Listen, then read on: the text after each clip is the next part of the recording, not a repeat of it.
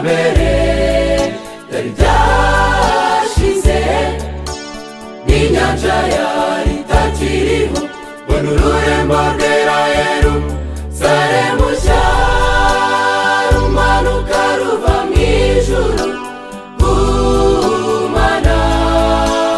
biteguwe nk'uko umugeni arimbishirizwa umugabo we numva ijwi rirenga rivuye ku iya ntebe rivuga riti dore ihema ry'Imana riri hamwe n'abantu kandi izaturana nabo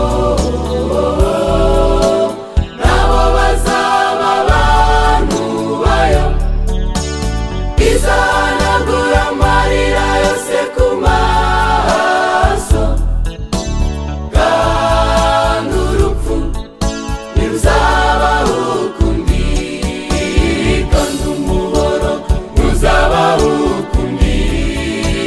cyangwa gutaka cyangwa kuribwa ntibizabaho ukundi kuko ibya mbere bizaba byashize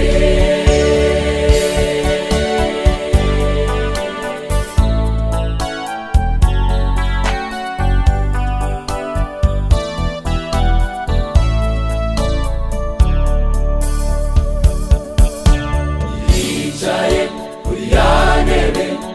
iravuga iti